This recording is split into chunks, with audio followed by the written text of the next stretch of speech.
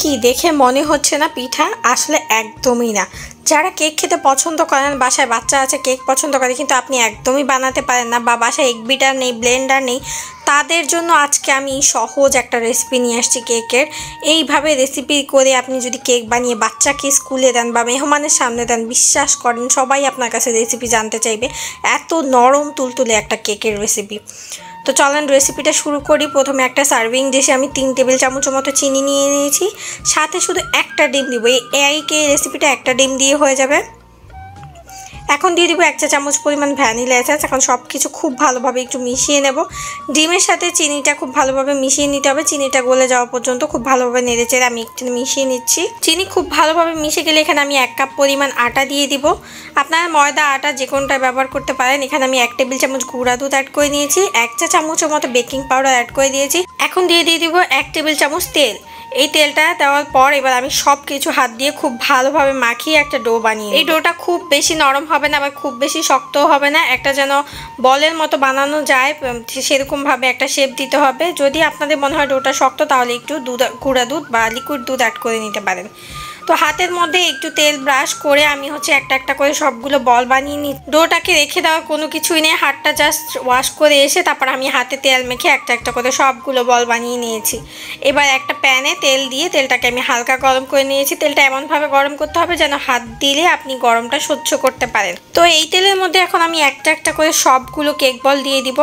আর cake বলগুলো দেওয়া হয়ে গেলে এটাকে আমি আলতো হাতে একটু ভেজে নিব। দেওয়ার সাথে সাথে কখনোই এটা নাড়তে যাবেন না, তাহলে ভেঙে যাওয়ার চান্স থাকে। একটুখানি যখন ফুলে আসবে তখন আপনি একটা কাঠের বা পাতলা কোনো কিছু দিয়ে আলতো করে একটু উল্টে দেবেন। চেষ্টা করবেন একটু উল্টে পাল্টে হালকা আছে বেশ সময় নিয়ে এটাকে ভেজে নিতে। কিছুক্ষণ পরেই দেখবেন এটা একদম ফুলে যাচ্ছে, ফুলে একদম পরিমাণে ডাবল হয়ে যাচ্ছে। তো তখন বুঝবেন যে আপনার সব কিছু একদম পারফেক্ট হয়েছে। তো আস্তে আস্তে সময় নিয়ে এটাকে একটু লালচে করে উল্টে পাল্টে একটু নাড়াচাড়া দিয়ে আমি এটাকে ভেজে নেব। এই ভাজাটা কিন্তু অনেক ইম্পর্টেন্ট। আমি বারবার করে কেন বলছি, যে কারণ হচ্ছে যদি আপনার ভাজাটা ভালো না হয়, আপনি যদি হাই হিটে এটাকে ভেজে নেন তাহলে কেকের ভিতরটা শক্ত হয়ে যাবে আর উপরটা একদম লালচে হয়ে যাবে।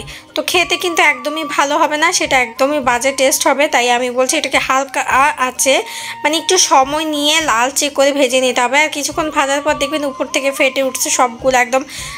আমরা যেভাবে কাপকেকগুলো বানাই, কাপকেক চুল দেওয়ার পর যেরকম ফেটে ফেটে উঠে সেরকমভাবে একদম হয়ে যাবে। দেখবেন একদম কেকের মতো লাগতেছে এখনই দেখতে। আর এত সুন্দর একটা স্মেল আসতেছিল, আসলে আমি তো ফোনে আপনাদেরকে বুঝাইতে পারবো না। আপনারা যারা বানাবেন তারা অবশ্যই ফিল করবেন স্মেলটা কি সুন্দর আসতেছে। তো বেশ খানিকটা সময় নিয়ে লালচে করে আমার ভেজে নেওয়ার পর দেখেন কেকটা একদম পারফেক্টলি হয়ে গেছে। আর একদম যেরকম আমি বল দিয়েছি তার চাইতে সাইজে কিন্তু ডাবল হয়ে গেছে।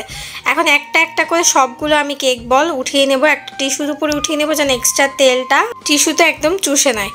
তো যেহেতু যদি একদম তেল তেলে থাকে তাহলেও কিন্তু খেতে ভালো লাগবে না। কিছুটা সময় আমি টিস্যুর মধ্যে রেখে তারপর কেক বলগুলো একদম ঠান্ডা করে তারপর খাবেন। আর অবশ্যই একটু চেষ্টা করবেন যে ঠান্ডা করে খাওয়ার। আপনারা চাইলে এইভাবে বানিয়ে রেখেও দিতে পারেন 4 থেকে 5 দিনের জন্য, এটা বেশ ভালো থাকবে বাহিরেই, আর ফ্রিজ ছাড়াই ভালো থাকবে। তবে আমি সাজেস্ট করবো বেশিক্ষণ না, বেশি দিন না রাখার জন্য। তবে 1 থেকে 2 দিন আপনারা অনায়াসে রাখতে পারবেন। মেহমানের জন্য আপনি যদি আগের দিন বানিয়ে রাখেন তাহলে তো বেস্ট অপশন হতে পারে, অথবা বাচ্চার স্কুলের জন্য বানিয়ে আপনি 2-3 দিনের জন্য একদম পারফেক্টভাবে অনায়াসে রেখে দিতে পারবেন। সো রেসিপিটা কেমন লাগলো সবাই জানাবেন। ভালো লাগলে অবশ্যই একটা শেয়ার করে টাইমলাইনে রেখে দিতে পারেন যেন পরবর্তীতে আপনাদের কাজে লাগে। Thanks for watching. আল্লাহ হাফেজ।